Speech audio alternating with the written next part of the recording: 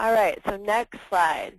Okay, so hey everybody, thanks so much for attending this webinar. I'm Laura Wisland, an energy analyst for the Union of Concerned Scientists. And before we get started, I just wanted to say thanks to the Switzer Foundation for putting this webinar together and providing me an opportunity to talk about my work. First off, I wanted to give some background on UCS. I'm not sure how much people are familiar with the organization. Union of Concerned Scientists is a nonprofit policy organization that uses scientific evidence to promote programs and policies that reduce greenhouse gas emissions and the combustion of polluting fossil fuels. We've been around since 1969, and since then we've grown to 5 different programs, which you can see here. Climate and Energy, which is the program that I'm in. We have a Clean Vehicles program, Nuclear Safety, Scientific Integrity, and a Food and Environment program. And we have 4 different offices. We are headquartered in Cambridge, Massachusetts, but we also have offices in Washington, D.C., Berkeley, California, which is where I am, and Chicago. So today I want to talk to you about California's transition towards cleaner and safer electricity supplies. And there's actually several policies that the state has developed in the last decade to promote the development of cleaner electricity resources. But there's 2 in particular that have made major strides in reducing our reliance on fossil fuels, and I'm going to focus on one of them today. The Emissions Performance Standard, which is a law that was enacted in 2006, essentially prevents a utility in California from renewing any long-term base load electricity contract where the resource does not meet the emissions profile of a combined cycle natural gas facility. So it essentially, in reality, means that you can't renew any of your long-term coal contracts. Now, many of the coal contracts that California relies upon for electricity aren't going to run out until 2017, 2025. But what this law has done is it's sent a very strong signal to the market that utilities in California are going to start making efforts to back out of their coal resources and find other sources of electricity to supply that. And of course, UCS hopes that the utilities are going to first off, find ways to save electricity. Energy efficiency is always the cheapest and the cleanest option for providing power. But if we can't do it all with energy efficiency, then we're hoping that we can substitute that coal electricity for renewable electricity.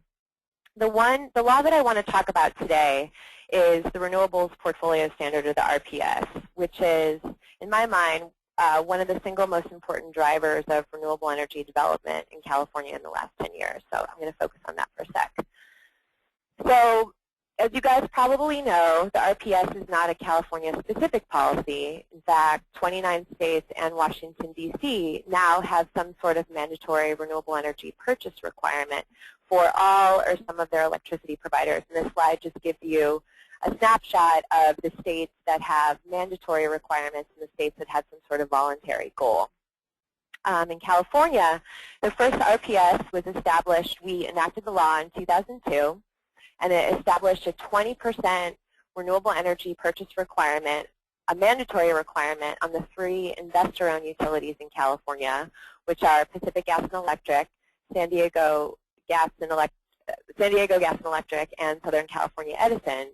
These 3 investor-owned utilities, or IOUs, supply about 3/4 of the electricity in the state, just to give you some context. So in 2002, this RPS established a 20% by 2017. In 2006, that requirement was accelerated to 20% by 2010. And then in 2011, the state raised that RPS requirement to 33%, and it included all of the publicly owned utilities in California. Now, there's over 40 publicly owned utilities in California, and collectively they supply just about 1/4 of the electricity in California. So most of them are pretty small, but there are some big ones. For instance, Los Angeles Department of Water and Power, which is a publicly owned utility, is the largest POU in the country and the 3rd largest utility in California. So it was really important that the second round of the RPS included these POUs. So this slide gives you some perspective on how the California RPS compares to other states. Like I said, there's 28 other states plus California, plus Washington, D.C. that have a mandatory RPS. And as you can see, California is by far and away the most aggressive. In fact, UCS estimates that by 2020, the California RPS is going to account for over a quarter of the renewable generation capacity built in the country for state standards. So it's actually a huge market that's really driving the development of clean energy resources in California and other places in the country. So this slide gives you a snapshot of where California has been going in terms of its electricity usage over time. I started the data here in 2002 because that was the year that we passed the first RPS law. And as you can see, since 2002 and way far back before 2002, we've really been relying on natural gas for almost half of our electricity use. Starting in 2002, you can see that coal generation basically came in second. It was a fairly large chunk of our electricity. And over time, it has decreased. In 2005, you can see the coal is the dark blue line. You can see it started to decrease. That was because the Mojave generation plant in Nevada closed. And we've been decreasing our coal usage. But in 2008, as coal made a significant decrease, we also dramatically increased our purchase of unspecified power, which is the orange line. So from 2002 to 2008, we essentially really had no unspecified power or very little amount.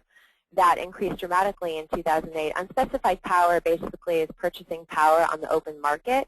And the reason why it's unspecified is you can't attribute it to any specific generation facility. So unfortunately, even though our dedicated coal contracts decreased over time, as a state, we've been purchasing more electricity on the open market, and some of that power is coal as well.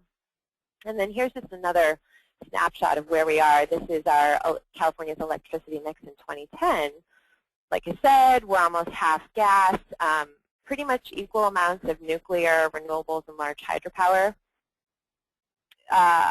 The 20% RPS law that was passed in 2002, so technically speaking, we were supposed to be at 20% renewable electricity in 2010. As you can see, we were only at 13%. The reason why this is a lower number is for a couple reasons. First of all, the RPS law created some flexibility for the utilities, so they essentially have a requirement. They have to get to exactly 20% by 2013. I'm happy to go into more details of why there's some flexibility between the dates 2010 and 2013, but the utilities are not technically out of compliance if they don't meet that 20% standard by 2010. And then also, like I said before, that first 20% by 2010 RPS law was only mandatory on the 3 investor-owned utilities. So a lot of the publicly owned utilities were not delivering renewables at that point, which is why that number is lower, because this is an aggregate number. And so this is a snapshot that shows what types of renewables we've been relying upon over time. And I think this is important because everybody, when people think of renewable energy, I think most of people think about wind and solar. In fact, California, even before the first RPS was enacted, has developed a lot of geothermal and biomass power in the state. These are resources that have existed and been developed because they made economic sense even before we had renewable energy purchase requirements. And really, still even today, geothermal and biomass are delivering a significant chunk of our renewable energy electricity. As you can see, wind really made a big showing starting in 2008, started to grow, more stuff started to come online. And going forward, we can see that we're also going to be depending on a lot more solar photovoltaic, solar PV, and a lot more solar thermal. So this graph is showing, the blue is showing what's currently generating online, and so that's accounting for all of the electricity from all of the utilities that are reporting their electricity usage. The red and the green are showing what has been approved and what is currently in development, and then what is on the table for approval. And so that data is representing the contracts that are in the pipeline for the 3 largest investor-owned utilities, plus LADWP, plus Sacramento Municipal Utility District, which is the 5th largest utility in the state. So combined, those 5 utilities deliver about 85% of the electricity in the state. So here I think the take-home message is that in the next 8 years, one of the really exciting things is that we're planning to effectively double the renewable energy generation in the state, and that solar PV is really starting to make a much larger showing. In 2010, solar PV was only contributing about 2% of the renewable energy electricity mix, and if everything that gets built, that's planned to get built, we're going to see an over 1,000-fold increase in photovoltaics, not even counting the solar that's being put on rooftops to serve on-site electricity needs. This data is only showing the solar that's being planned to be sold directly to the grid. So that's a really exciting trend that's going on. Oops, hold on one second. Okay, so let me stop here and see if there are any questions at this point, any clarification questions. We have one question. Max asks, is this mixed by megawatt? That's a good question. The pie chart that I showed back on the slide, let me just go back. This is actually in gigawatt hours. So this is actually electrons generation. And Helena Merriman asks, how is the small hydro defined and why is it not in development on any scale? That's another good question. So California relies on about 12% large hydropower to satisfy its electricity needs. And the RPS law says that only small hydropower can be considered eligible for RPS. And small hydro in California is defined as any facility that has a generation capacity of 30 megawatts or less. And it can't be new hydropower. When the state was putting together the RPS law, they wanted to make sure that the RPS didn't create a really strong incentive to go out and develop a lot of small hydropower that wouldn't otherwise be developed except for the RPS. And so what it does is it says that if you're going to qualify for the RPS, you can't develop small hydro unless it causes no new or increased diversion to the water. So essentially you can't really change the water flows. You can't make any large developments. And so the question is, why is it not development on any scale? And that's pretty much the reason why, because the law says that really the only new hydro that you can develop is hydro where you're sticking a turbine in an existing diversion canal for water, or a run-of-river project where you're not changing the flow of the river at all. So that significantly limits the amount of hydro that you can develop. Okay, so what I wanted to talk to you guys about today was some analysis that we've been doing over the past year. Like I said before, the first RPS law was really focused on the 3 investor-owned utilities in the state, and there's actually a lot of good information out there about their progress and what they've been investing in. The publicly owned utilities, it's a much different story. There's not much good information out there about what they've been investing in. A lot of them are small, but there are 2 in particular that have a significant impact on the state's electricity mix, Los Angeles Department of Water and Power and Sacramento Municipal Utility District. And so what we've been doing over the past year or so is taking a much closer look at the renewable energy portfolios of the top 10 largest publicly owned utilities in the state to get a sense of how much have they been investing in renewables, what types of investment have they been making, and how prepared are they to meet the 33% RPS requirement by 2020. And one of the things that we know and that we've been looking at is that not all types of renewable energy investments are created equal. There's several different ways that you can comply with your RPS requirements, and they don't all promote the generation of new clean energy resources, which is really what UCS is interested in. We're interested in really pushing California forward, increasing the amount of renewables we get online, and turning off some of those fossil fuels. So a utility has a choice when it's looking to meet the RPS requirements. We believe that the most effective investment that a utility can make for its ratepayers and for the environment is investing in a long-term contract for new power. This is a 20-year deal with a developer to go out and build a new renewable energy facility. Shorter-term contracts in the 10-year range and less really do not provide the financial security that a developer needs to go to the bank and say, I'm ready to build a renewable energy project. So when a utility signs a short-term contract, which they can and they do for 18 months, even up to 5 years, really all they're doing is they're purchasing excess green electrons that are out there in the market from a project that's already been built. So essentially we're just rearranging the deck chairs on the boat. We're not actually driving forward new renewable energy resources. So what this graph shows, you can see this is the top 10 largest publicly owned utilities in the state. The percentage is where they were in terms of renewable energy investments at the end of 2010 and how they compare to the 20% RPS mandatory requirement on the IOU. So as you can see, it's kind of a mixed bag.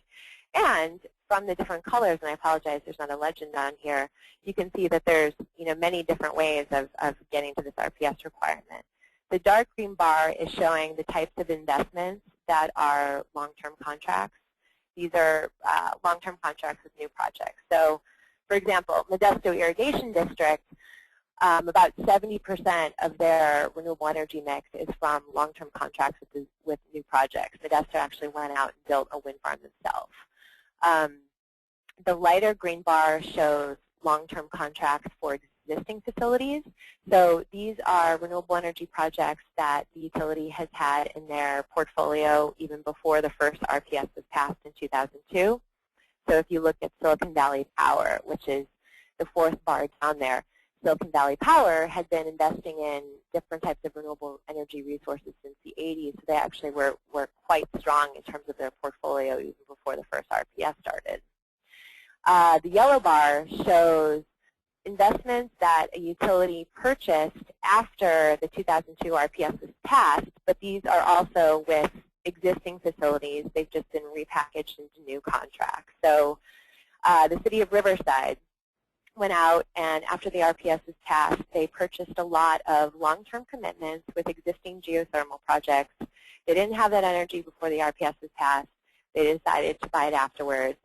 It's good. It's a long-term commitment. It's good for ratepayers because you're locking in a price for the long term, but it's not really driving the development of new renewable energy resources.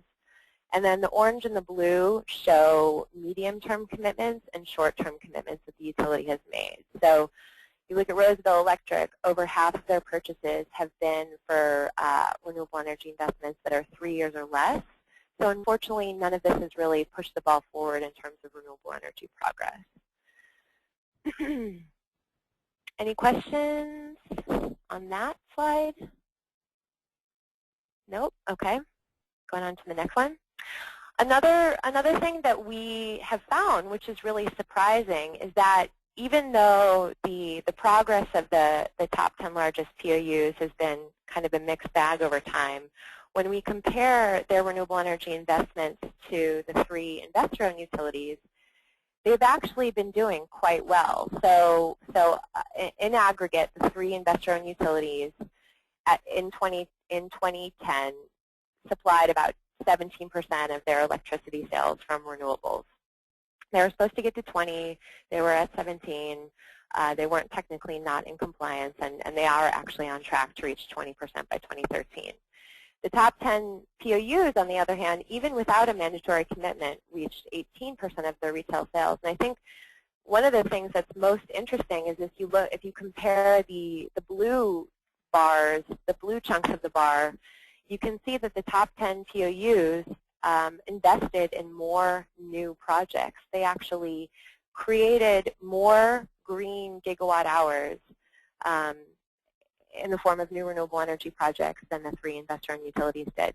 The IOUs were starting with a pretty large chunk of previously held generation facilities that were considered RPS eligible. So, of course, they were going to take advantage of that and have that be part of their RPS program going forward. But it is surprising that even without the mandate, the top 10 POUs did invest in so many new resources, and I'm happy to talk more about why that might be during the discussion period. So this slide really tells the story of why it's important to keep driving forward the need to invest in renewable energy, and really that basically that we can't stop at 33%. I think when people think about 33% in 2020, it seems really far away in terms of years, and it seems like a big number if statewide we're only at about 13, 14%. But in fact, renewable energy investments take many years to come online. You're not only thinking about the project, you're thinking about transmission investments, you're thinking about understanding how this project is going to interconnect into the electricity grid. You need several years to plan for these investments. And so even though we only enacted the 33% law in March of 2011, the utilities have been knowing that that's coming down the road, and so they've already been making the investments to make that happen for a while.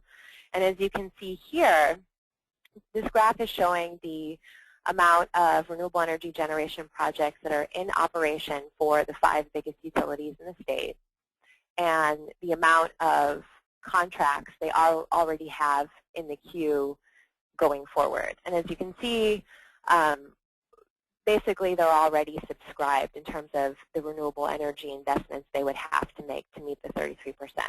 Now, I'll talk about, as I'll get into in more detail in the next slide, contracts that are in the pipeline are not a done deal.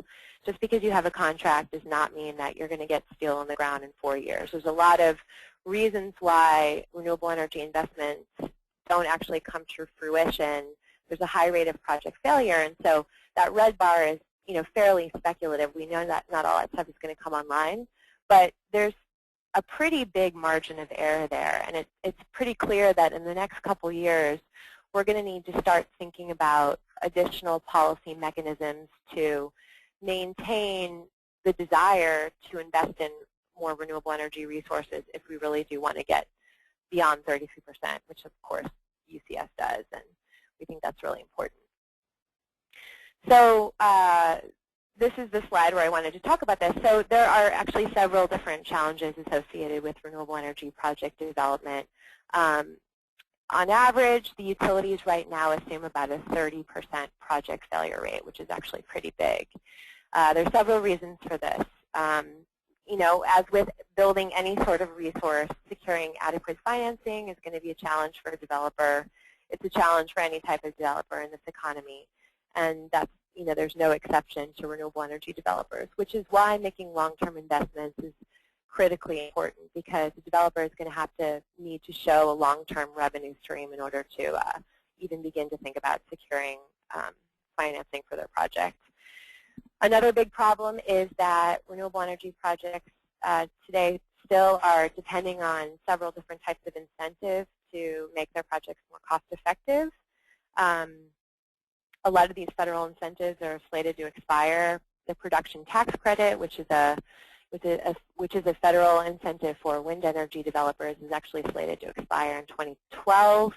It's my understanding that since there's so much uncertainty about whether the PTC is going to be renewed, there's been no orders for wind in this past year. It's really stalled the market because there's so much uncertainty. Hold on, one question.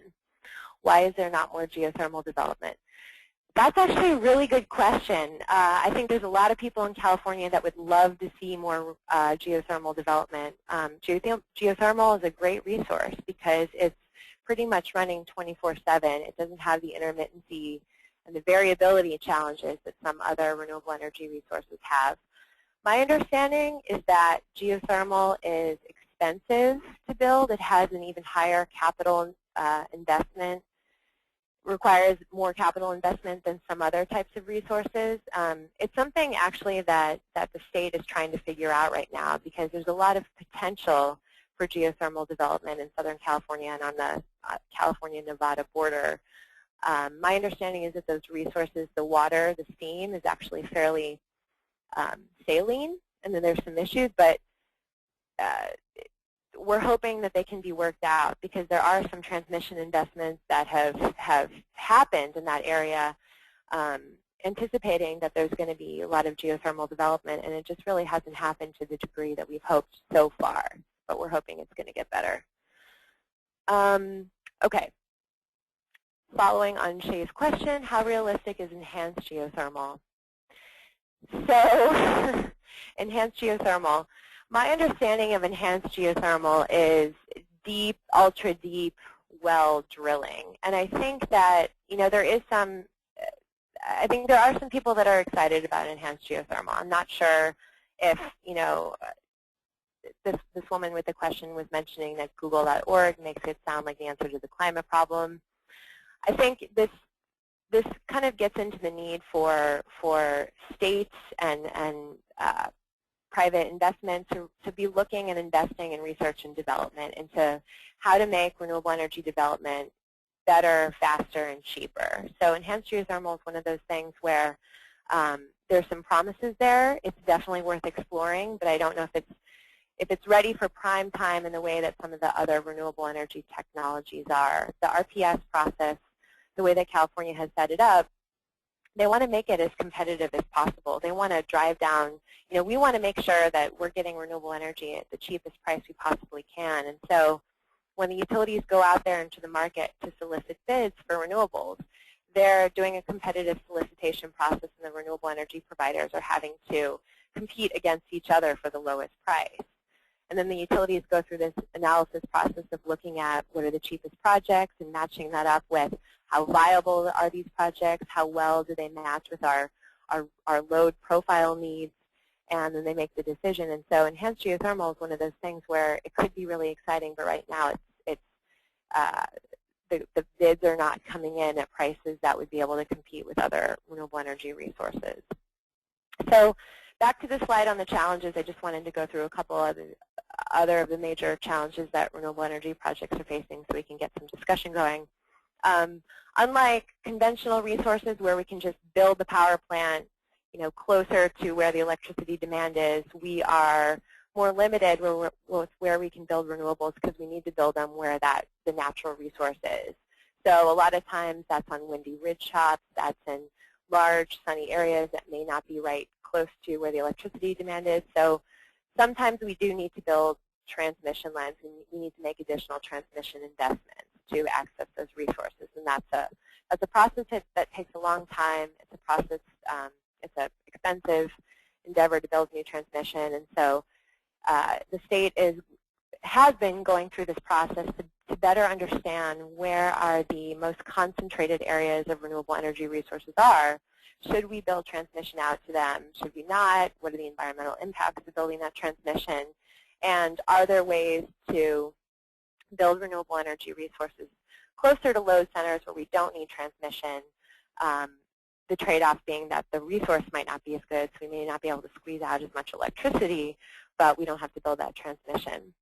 Another issue is that, when we build new projects, when we put in a new transmission line, when we basically prepare to interconnect additional facilities to the grid, we need to understand how the influx of that electricity is going to affect the overall grid. And usually when we do this, we need to do studies to better understand what that impact is going to be. And with the RPS has come such a exciting response from renewable energy developers, and the entity that understands and essentially manages most of the electricity grid in California, which is the Cal ISO independent system operator. They've been fairly overloaded with figuring out how to study all of these interconnection requests. So just to give you some context, the ISO right now is saying they have about 70,000 gigawatt hours of renewable energy requests in there that want to be studied in terms of how they might affect the grid.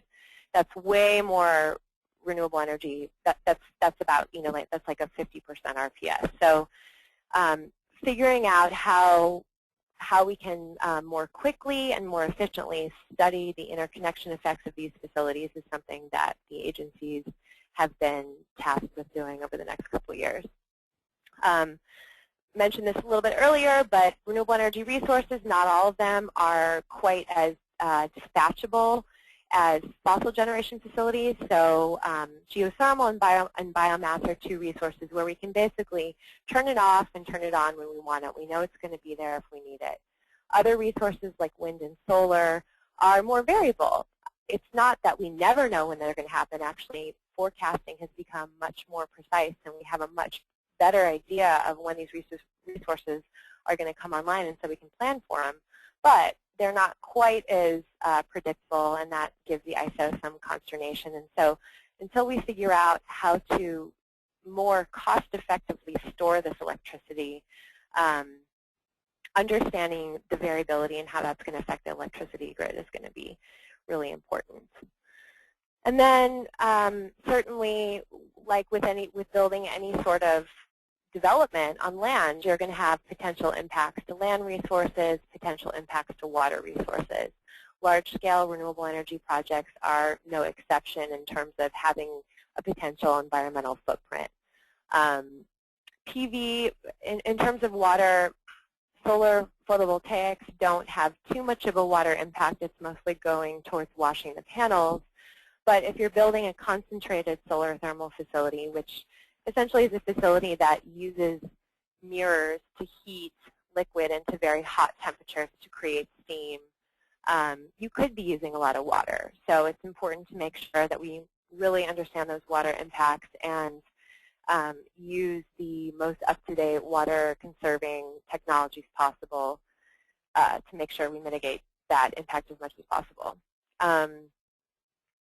I'm happy to talk more about land and water impacts. I know there's probably been a lot of news articles recently about several different large-scale facilities. This is another reason why the state is starting to think more about smaller-scale resources. I don't know if you guys have been following California news, but our governor, Jerry Brown, is very interested in building a large amount of smaller-scale resources that are sometimes called distributed generation. This is basically, rooftops, parking lots instead of large-scale facilities, and that's in part to see if we can build this stuff with fewer environmental impacts. Got another question. Let's see. Oh, this is about enhanced geothermal.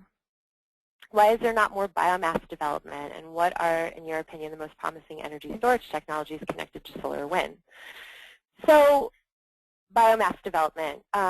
My understanding is one of the limiting factors with biomass is just the fact that unlike other renewable energy generation facilities where once you, build the generation plant, once you get the steel in the ground, the fuel is free. You don't have to worry about accessing the fuel, which is, of course, one of the great reasons why we like renewable energy, because we're moving towards generation facilities where we know the fuel isn't going to run out, which is a great thing. Biomass is the exception for that because, of course, with biomass, you're burning wood waste in most cases or some sort of organic matter to create the electricity, and therefore you have to go find the fuel. And I don't want to speak for other parts of the country because I know biomass, the generation feedstock varies, but at least in California, the biomass producers are having to go farther and farther away to gather the fuel, and that's not only expensive, but the transportation costs associated with that is very expensive. So, they have to pay for diesel to truck this stuff everywhere, and there's environmental impacts associated with that. So they have to get air quality permits for burning the biomass. So that is a big limiting factor in biomass, at least in California at this point. And a question about storage. So there are several types of storage technologies that are out there today. I don't want to give the impression that there aren't. I think the issue is that right now they're not considered cost effective, and that's partly because we haven't really figured out how to effectively compensate storage providers. The way our electricity market is set up, we haven't figured out how to really monetize the value that storage provides to the grid. There's several, and not all storage is equal. So there's large-scale storage. There's something called pumped hydropower, which is basically instead of generating electricity from hydropower, water that's been stored behind a dam whenever you want it, you deliberately pump the water uphill into an up into a reservoir that's higher during the night when electricity prices are very cheap. So you're using electricity to pump that water up. And then you're generating electricity when you need it during the day when electricity is much more expensive. So that's, in those cases, pumped hydro facilities work as a huge battery. There's also compressed air storage, which is something that has a couple utilities in California are doing pilot projects with some wind. Basically what you're doing there is you're using wind power mostly in the middle of the night when the electricity grid, when we don't really have a high demand for electricity. You're using that wind electricity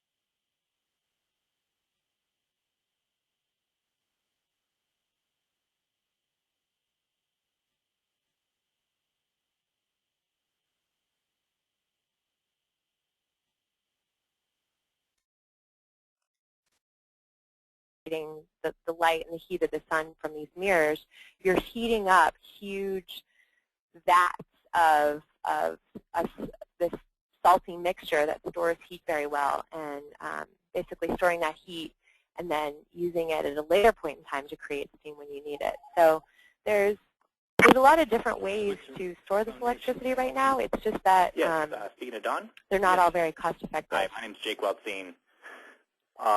Jake, I missed your last name. Weltzine, W-E-L-T. Someone muted. Hello?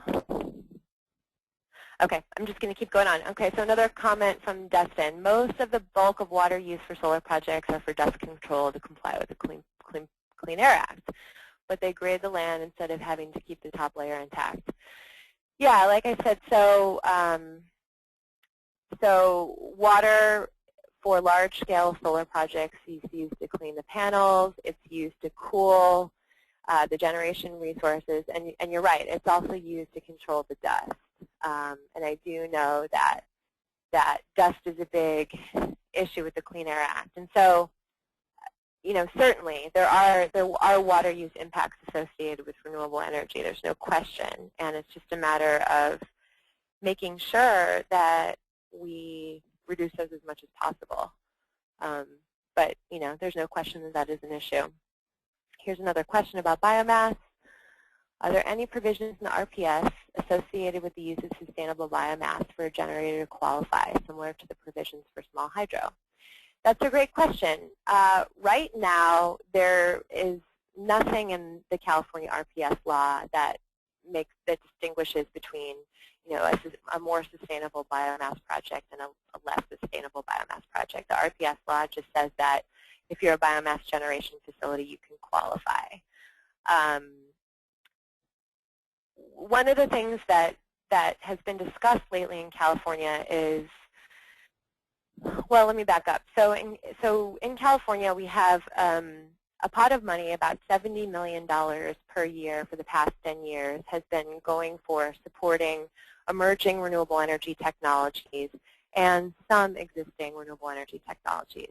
That money has been collected from ratepayers, a couple cents on everybody's electricity bill if you're a customer that gets your electricity from an IOU. It's called the public goods charge. And collectively, that money has gone for more than just renewables. It's gone to support the PEER program, which is the state's largest clean energy research and development program, and it's also gone to fund energy efficiency. But the portion that's gone to renewables, which is $70 million per year, a fraction of that has gone to support biomass facilities, mostly because the biomass facilities have not been able to compete very effectively with other renewable energy technologies. The PGC funds were up for renewal in the legislature last year, and the legislature failed to reauthorize the policy. But the California Public Utilities Commission, which regulates the 3 investor-owned utilities has essentially continued on the policy. One of the big questions on the table is, really should we be using this fraction of the money dedicated towards renewables? Should we be using that to just straight up support biomass facilities? Or should these facilities be asked to compete with, competitively with all the other renewable energy technologies? And if we decide that the money shouldn't just go to biomass, should it go towards certain types of biomass that uses more sustainable practices? Should it be going to help biomass producers purchase more efficient turbines so that, they're not releasing as many criteria air pollutants into the atmosphere? So these are questions that are kind of ongoing in California, and so this question of, what would sustainable biomass be is very much an issue that's on the table. I'm happy to talk to you more about it later. I'm actually not a biomass expert, so I can't get into a lot of the details, but I know that it is being discussed right now. And question from Helena, biomass question, has there been any comprehensive survey of ag waste availability and where it ends up? I think there has been some surveys of ag waste because I know that the local air districts have been trying to outlaw open burning of ag waste. So that's really the #1 way that the agricultural community deals with agricultural waste, unfortunately, in California, mostly in the Central Valley, is that they just put it in big piles and they burn it. And so the effects of biomass, the emissions of biomass, really depends on what you're comparing it to. If you're comparing taking ag waste and using it for biomass electricity generation versus open burning, it actually looks a lot cleaner because the alternative is that you're just burning it and releasing all those pollutants into the atmosphere. So I'm happy to direct you to some of the information that the air districts have been doing to collect, to get a better understanding of how much open burning has been going on. But I don't have those numbers with me right now. And another one. So then the current RPS may be supporting biomass even if the biomass is sourced from unsustainable practices, which may include clear cutting. Lots of biomass interest. I guess the RPS law in and of itself, I guess technically the answer would be yes, just because there's nothing in the California RPS law that distinguishes between any types of biomass. I would think that there are other regulations in place to prevent clear cutting. And my understanding is that the biomass that's happening today, whether it's happening from ag waste or from forest products, is not, it's basically not tree farms. That land is so expensive in California that it's not really panning out economically to take a bunch of trees and completely cut them down and use that to generate electricity, that's not the highest economic use of that wood at this point. I think that could be a different story more in the eastern part of the country, but at least in California, that's not what's happening right now. It's mostly forest trimmings. But of course, there's a lot of gray area there in terms of how you manage a forest, how you decide to trim, how you collect that wood waste that can make those processes be more sustainable or unsustainable. And here's another question from Justin. To follow up on Evan's question, are there conversations about linking the RPS to carbon intensity? Not all renewable gigawatt hours are equal, such as with the low carbon fuel standard. So there have been some discussions as people start to realize that the utilities aren't as hungry for new renewable energy contracts because they've signed up so much stuff. And as we're thinking about what sorts of policies do we need to be promoting post-2020, should we just raise the RPS requirement? Should we think differently about generation resources? There has been some discussion about going in the direction of a low carbon electricity requirement instead of an RPS requirement. I would say that those conversations haven't had a lot of momentum yet because I think there's the fear that there's so there's a lot of possibility for manipulation there in terms of how those standards are put together. It's much more straightforward to look at to do a purchase requirement on a technology basis. That's not to say, you're absolutely right, that not every gigawatt hour of renewable energy is created equal in terms of life cycle analysis, in terms of the environmental impacts harness the materials to build the facility, and to deal with the issues associated with its disposal. But I think people need to think a little bit more about what sorts of, let me see, how can I say this? Just think about the possibility for manipulating those types of standards. The thing is, we need to be really clear if we're going to ask the investment community to go out and build these resources, we just need to be really clear about what the rules are. And so I think it's a good question. I think it's something that people have been talking about, but I don't think it's not on the table for any sort of action in the next couple of years, as I understand. So we're kind of already into the question period. This is the end of my slides. I don't know if people wanted to just open up to additional questions at this point. I've been monitoring the stuff online, but maybe we can unmute people at this point. Well, we actually have a hand raised. It's Max. Can you hear me okay? So, Max, I'm going to go ahead and call on you. I'm unmuting you now if you'd like to go ahead and ask your question. Sure. Okay. Am I okay? I'm unmuted, I see. So thanks for a very interesting presentation. One thing I wanted to ask, I know that there's been a lot of stuff, people talking about this, in the docket or whatever.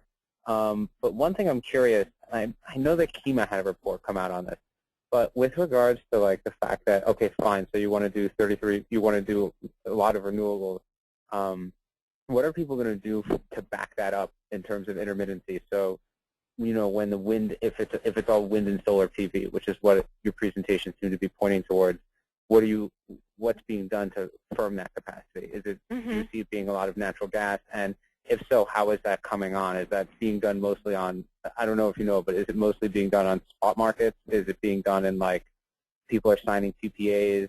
And given that in some cases it could make sense to kind of share a PPA where you're saying, well, I won't always need this capacity. Maybe you'll need it sometimes. Or I don't know. I mean, is there any kind of thinking or discussion on this? Yeah, there absolutely is. This is a really important emerging, well, not really emerging, but this is an issue that I think the state is taking a much harder look at this year. So like Max said, renewable energy resources, not all of them are dispatchable. We can't just flip a switch whenever we need them. So, when the wind isn't blowing, we do need to have another type of resource. We need something to back it up. And right now, I would say what we're relying upon is natural gas. The ISO's done a lot of analysis to see what the grid integration impacts would be of getting to 33%. And they really found that we essentially have the generation capacity to back up those resources online today, that we're not going to need to build anything new to get to 33%. I think one of the big issues is that, one of the reasons why we're doing this RPS, we're doing this because we want cleaner air. We're doing this because we want a wider portfolio of resources to rely upon. This first RPS law was enacted in 2002. That was coming on the heels of the energy crisis, where California really got in trouble because it had too much of a reliance on natural gas, and we wanted more resources. So part of the reason why we're doing this RPS is to turn down the gas. One of the interesting things is that we're going to start seeing gas being turned down in California in the next couple years, and those gas plants are really struggling to figure out what their role is going to be going forward. And one of the big challenges for the state and for the electricity markets is how to figure out how to take those gas plants that have been operating more as a main course dish for our electricity portfolio and transitioning them to a side dish. Getting those resources to play a more supporting role for renewables? How can we make sure those gas plants that we've essentially already paid for are being compensated to generate less and to play a more supporting role and to follow those resources instead of generating more? And that's a complicated issue having to do with, how do we ensure long-term revenue for those facilities when they're not going to be generating as much? So sharing PPAs really isn't happening, but transitioning these gas plants from the energy market to the capacity market is something that the ISO has been working on and something that the CPUC has been working on. And of course, we're hoping that as we advance with our understanding and our innovation with storage, that storage is going to be able to play a much bigger role in integrating these resources, and we won't need to rely on the natural gas. The other thing is that the wider the pool you make of resources, the easier it is to integrate this stuff. And so the ISO manages the grid for about 70% of the electricity grid. We do a lot of power sharing, electricity sharing with the Pacific Northwest, with Bonneville Power Administration. If we can figure out basically better how to get that, if we can figure out how to improve the coordination of the ISO and Bonneville, we can share resources a lot better. They've got a different load profile than we do. They're using energy at different times. They have a different climate. And so getting those two balancing authorities to work better together is going to reduce our need to balance the electricity locally. I had a follow-up question kind of related to this. One thing that I think that I've been watching and I think is interesting is what's happening with EPA's CASPER and MAPS, the kind of two air quality rules that they've been rolling out. And there was a big, there's still a big fight going on between the utility industry and the EPA, and also now FERC is getting pulled in, and the RTOs about issues relating to reliability. And kind of the story is still unfolding, I think, but one thing EPA did on MAPS was to relent and say, we'll give you an extra year because of local reliability issues.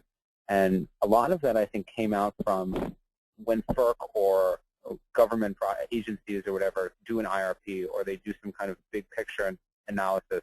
You don't wind up capturing a lot of the, I feel like the devil is always in the details for power stuff. So it's like you have to run an optimal power flow, or you have to, do like a full dispatch and see what happens. There's all different tools that power engineers that we use. And so I'm curious, in doing this RPS, has that been considered, or is it just something you're gonna that's gonna wait and be seen, kind of emergency, like like as these things happen, maybe if you can't hit your 33% RPS because of the fact that there's some engineering constraint, we'll give you a break. Is there something like that built in? And I'm kind of seeing that as being similar to MAPS now.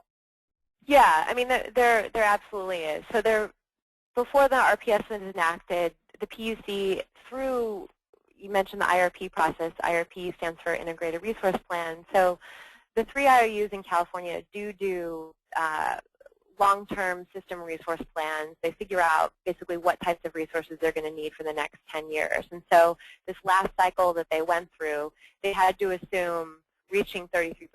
And as we know, there's lots of different ways we can do it. We can do it all with big, large-scale projects in the desert. We can do it all with smaller-scale projects connected to the distribution network. There's lots of different ways to get there. So they assumed 4 different ways of getting to 33%, and they looked at the integration needs associated with that, and they worked with the ISO to model what the system would look like, what sorts of needs there would be, and make sure that we have enough existing resources. But you're right, the devil is in the details, and this is just a model, and so we're getting a glimpse of what it might be, but we never really know. So to create that flexibility, there are several, what's the word I would use? I guess off-ramp. There's off-ramps in the RPS law itself. One of them is integration issues.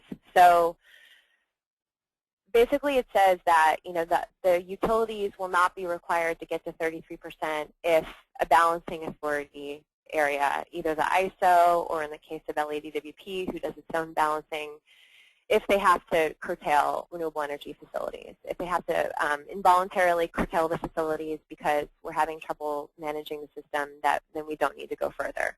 And there's other off-ramps like that in there. There's a cost off-ramp. We want to make sure that we're not doing 33% RPS at no cost. So the CPUC is going to be doing this spring a cost analysis of what it's going to take for each IOU to get there in terms of the revenue requirement. It's going to basically create an overall budget for the RPS. And if the utility hits up against that budget before it reaches 33%, it's not an automatic shutdown of the program, but the state needs to take a hard look at what's going on and make a decision about whether we want to go forward. There's also some flexibility in the law if utility just can't get there because the projects are having such a hard time getting their environmental permits, or there's other development challenges. There's also an off-ramp in there if, for whatever reason, we can't get the transmission built in time and the utility has exhausted all their options of building the clean energy facilities locally, facilities that don't need transmission. If they've really proven to the PUC that they've exhausted all those options, then they don't have to meet 33% as well. So there's a fair amount of flexibility in the law. Yeah, I just wanted to let you know we're a few minutes past 2 now, and we've actually exhausted all the questions. So it's worked out very, very well. I did message a few people privately to let them know that they could always contact you via email after the webinar. I hope that's okay. And Absolutely. For everyone who's still on, I just want to say thank you again for joining us, and a huge thank you to Laura for this webinar. I know I learned a lot, and I think that the questions were really great in that some of them were sort of at the introductory level for folks who don't know a lot about this RPS, and then obviously some very, very good specific questions from fellows who are already working in this area and in this field. So thank you so much for your time and for your efforts with this presentation. And thanks to everyone for joining us. You'll all receive a follow-up email tomorrow giving you details of where you can find this, the video of this webinar if you'd like to watch it again, or feel free to forward it to colleagues. It will be on the public side of our website. And please do consider signing up for our listserv or Facebook or Twitter feeds if you haven't already done so that you can hear about future webinars. Thank you, Laura. Thank you, guys.